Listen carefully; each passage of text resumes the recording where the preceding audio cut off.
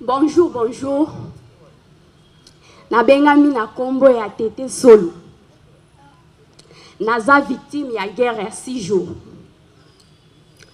Ezalaki le 5 juin 2000, na 10 heures. Nazalaki encore na 9 ans. Nazalaki na 3e primaire. Tombe gwe place tozalaki na se ya mbeto pou. Et panzi makolo nanga. Nazalaki nini pona mérité azeboye. Lelo vinanga e baby kasi innocente.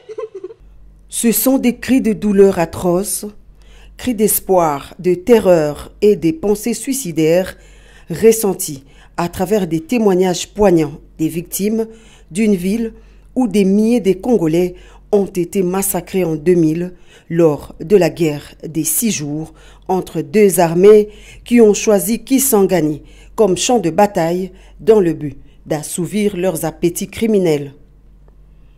Devant la première ministre, chef du gouvernement, représentante personnelle du chef de l'État à cette manifestation commémorative du Génocoste congolais, les victimes, dont la plupart ont l'âme déchiquetée par des souvenirs macabres, espèrent retrouver la paix intérieure et remplacer la corbeille des douleurs toujours pleine par celle de l'amour resté longtemps vide.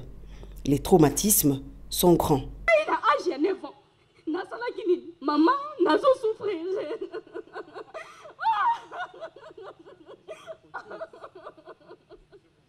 Nyonso wana ezopesa pasi. Kimia ezangi banda mobu. Koto lioko.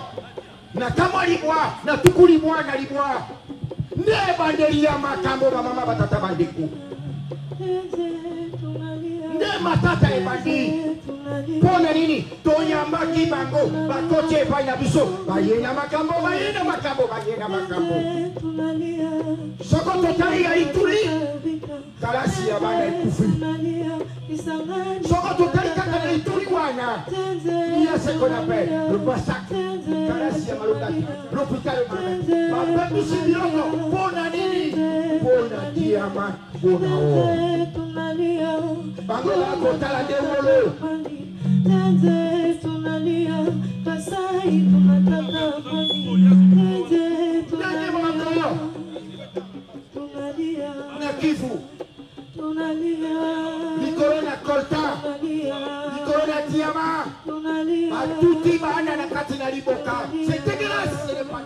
Cette douloureuse commémoration rappelle également à l'opinion nationale et internationale que pendant près de 3 décennies, la République démocratique du Congo a été le théâtre des conflits armés orchestrés par certains États et puissances internationales dans le but d'affaiblir l'autorité de l'État et de promouvoir l'exploitation illégale des ressources naturelles par un blanchiment des minerais des sangs via des plateformes de contrebande. Ces atrocités ne doivent plus être reléguées aux pages sombres de notre histoire. Elles doivent nous rappeler notre devoir de restaurer et de redonner espoir.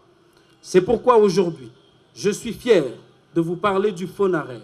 Dans son mot de circonstance, Madame la Première ministre a, au nom du chef de l'État Félix-Antoine Tshisekedi Tshilombo, rendu hommage aux victimes et survivants de cette intolérance humaine et a par la même occasion condamné le silence de la communauté internationale face à l'horreur des crimes perpétrés sur des paisibles citoyens.